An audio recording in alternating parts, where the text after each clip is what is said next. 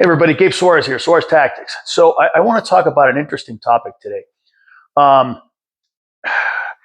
there, there is some thinking that the gunfight is just going to be that, a gunfight. Well, that may be the case, but sometimes the fight doesn't start off as a gunfight. It starts off as something else. It starts off as, somebody may put hands on you, or somebody may attempt to put hands on you, show some aggression and so on. And it doesn't always start off as clean as it would on a flat range. Sometimes it starts off as a hand-to-hand fight. Somebody tries to put hands on you. Maybe two people try to put hands on you, that sort of thing. Okay. And there is a lot of training going on right now, centered on grappling and centered on the sort of thing that you might find in a competition or something of that nature. And I'll tell you this. I don't believe it's wise to tie up with anyone on the street. I think that is ill-advised. The reason being is that on the street, it's not going to be one-on-one like it is in a match. On the street, it's going to be one-on-one and then two-on-one and three-on-one. And then all of a sudden there's knives involved. All of a sudden there's boots involved. And what you thought was going to be a grappling match turns into a boot party or a stab party, and you're the guest of honor. So this is what we avoided at all costs back in the day in the 1990s, in 80s and 90s in law enforcement in Southern California. And they would tell you, do not tie up with the suspect. And it seems like that has been forgotten today. And it's not just that, the guy that you are grappling with on the street, he's going to be bigger than you. He's going to be stronger than you. And for all you know, he's better trained than you. So why do you want to involve yourself in a contest of technique when the odds are not winning a trophy or losing a trophy? It's winning your life or losing it. Okay. So I suggest not tying up with people on the street. If somebody reaches for you to try and grab you or something like that, you need to escalate.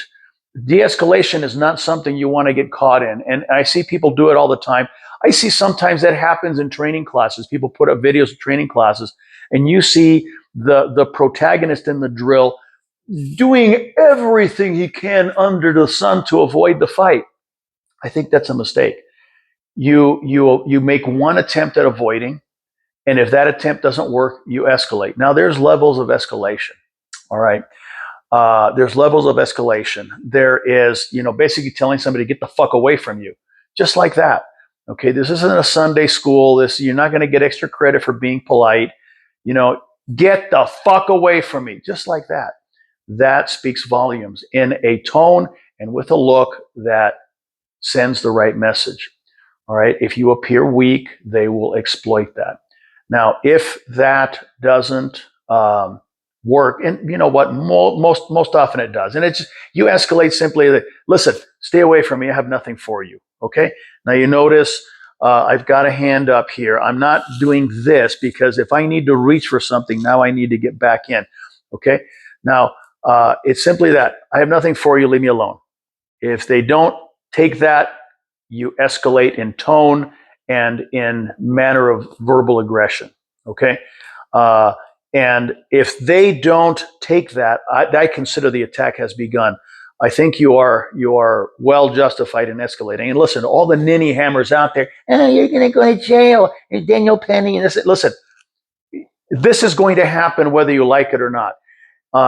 I believe that if you are a first world educated person and you can use your words to articulate why you did what you did, nothing bad is going to happen to you. Okay. So get that bullshit out of your head.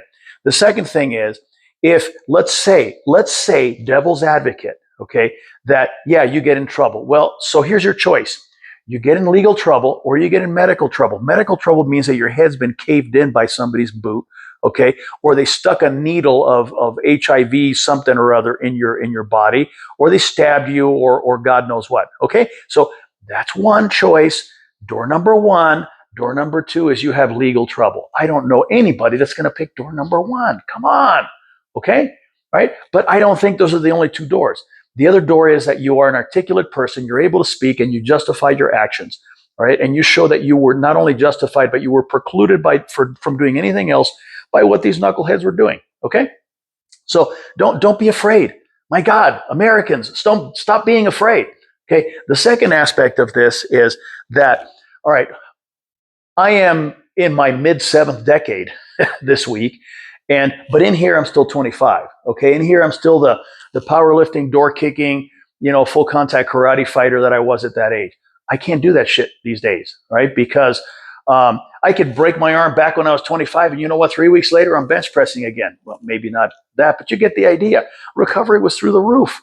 I can't do that today. If I get an injury, it's going to be a year. Okay, maybe need a surgery and some other stuff. So I don't want to get into that. Okay, I'm not going to roll around on the ground with a 25-year-old and test my technique against his technique on the street. That's the stupidest thing I ever heard of. Okay, I see people attempting to grapple today, and I think that's dumb. Okay, that's guaranteed that you're going to get a second adversary involved. You're going to get a knife in your ass, or you're going to get a needle stuck in your neck, or something like that. Don't tie up with people if you can avoid it. Okay. Now, how do you avoid it? You simply say this. Now, you look at my posture right now. Somebody walks up to me or whatever that I don't want anything to do with. I am not staying here and engaging with them unless I absolutely have to. I'm breaking contact and moving. Okay. I have nothing for you. Leave me alone. Just like that. Okay. Now I have one hand up here as a barrier. Right? Remember the old talk to the hand. All right. Just like that. My other hand is involved with accessing or keeping a weapon handy. And I'll get into that in just a minute.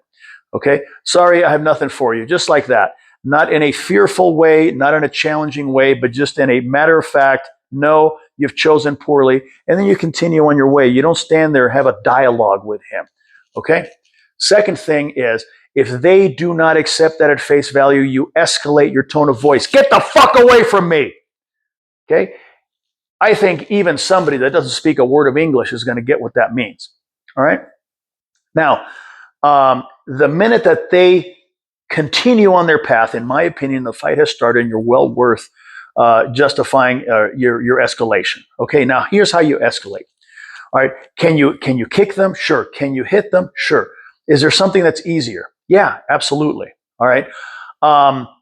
Think in terms of a diversionary device. Okay, that's how I look at what I'm about to show you.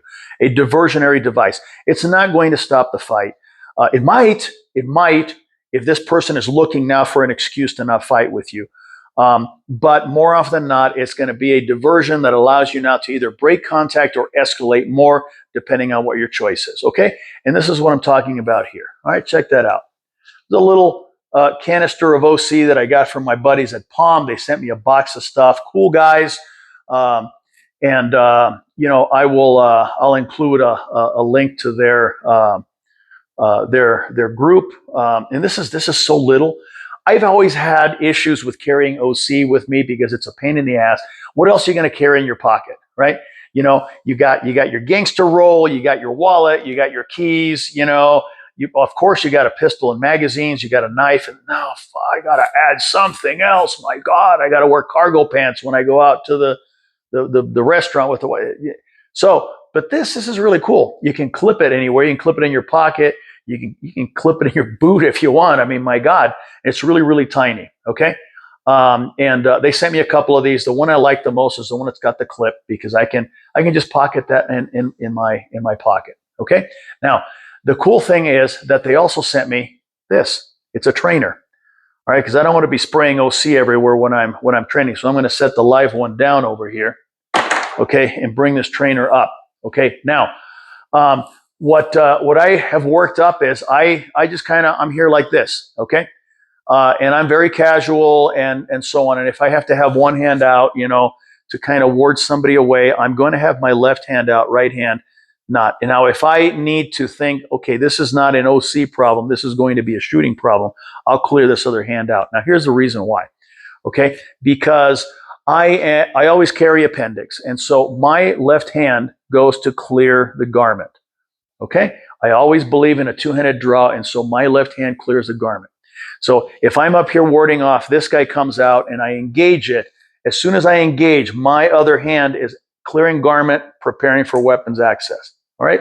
And it's very simple. And I'm going to go off to the side here and spray my dry erase board. But, you know, this kind of stuff, hey, get the fuck away from me. He's not doing it. Okay, I come up, boom, I hit this, I drop, and I can access and I can escalate right away, or I can break contact and take off either way. So I think that this is a really cool thing for you to have. Don't rely on it as the only thing. This is not, I don't even consider this a weapon. All right, I consider this a diversionary device that allows you to have other options of escalation or evasion. Your de-escalation options are over. Diversion and evasion, or diversion and escalation. Those are the only two options once you deploy this guy. Okay? Anyway, that's it. I'll put the link down there for you guys if you're interested, and we may be incorporating this into our training a little bit, into the force on force, you know, just to see what happens. Okay? Thank you.